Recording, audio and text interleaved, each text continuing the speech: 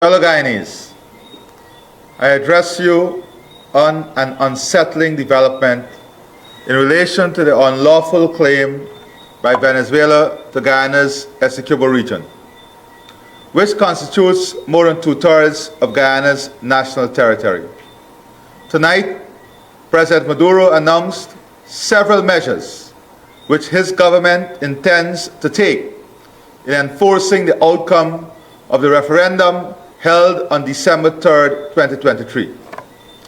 As I made clear from the date the referendum was first announced, this is a direct threat to Guyana's territorial integrity, sovereignty, and political independence, and in violation of fundamental principles of international law enshrined in the UN and OS charters.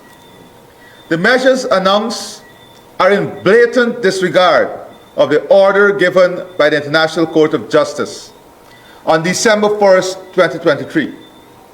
Guyana views this as an imminent threat to its territorial integrity and will intensify precautionary measures to safeguard its territory.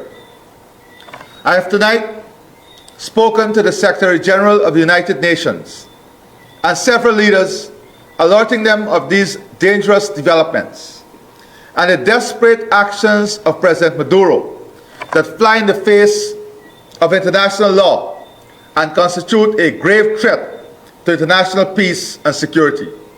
Also, Guyana will tomorrow bring this matter to the United Nations Security Council for appropriate action to be taken by that body.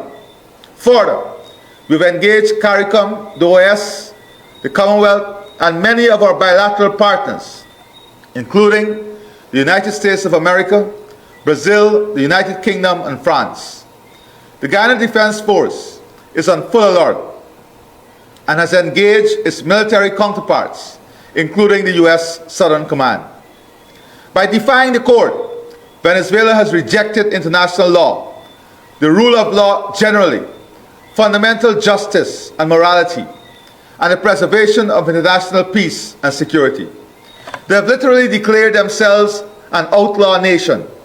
Nothing they do, however, will stop Guyana from proceeding with a case in the ICJ or stop the ICJ from ultimately issuing its final judgment on the merits of the case. We will not allow our territory to be violated, nor the development of our country to be stymied by this desperate threat. In addition to this statement, I wish to respond to two questions.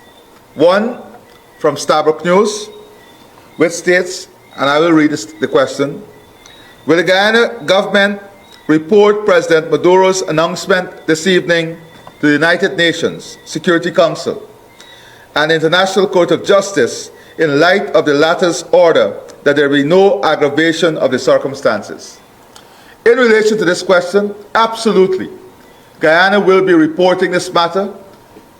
We have already spoken to the UNSG, and early in the morning, we will be officially writing the UN Security Council. We will be informing the court of this development, and as I said, in the next 24 hours, we'll be informing all our bilateral partners and different agencies, including CARICOM and Commonwealth and the OS, on this recent development. Let me be very clear that President Maduro's action is in open defiance of the ICJ order. In my opinion, he's testing the mettle of the ICJ. He has taken a lonely and worrisome road of neglecting his responsibility as a member of the UN family. An adventurous and reckless path that can only bring instability to this region and can only create more uncertain circumstances for the Venezuelan people. We urge President Maduro to rethink these missteps and to act and behave in accordance with international law. All our actions and everything we do from Guyana is aimed at ensuring this region remains a region of peace. We want nothing. Our only ambition is for this region to remain a region of peace, a zone of peace, and for the territorial integrity and sovereignty of Guyana to be respected. We ask for nothing more or nothing less. So yes, this matter will be reported. We've already engaged. And the second question is from the Guyana Times. What is government's message to investors in light of Venezuela's position? Our message is very clear. Your investment is in a safe, democratic, stable country in which the rule of law prevails. You have nothing to worry about when you invest in a country that governs itself in accordance with the rule of law, that stands on the side of democracy, and that understands what true freedom is. So there is nothing to fear. Our international partners and international community are ready to support us. They have assured us of their support. And all we want is for these missteps to be corrected by President Maduro. And for Venezuela and the government of Venezuela to commit itself to peace and to act in a manner that is befitting of a member of the United Nations family.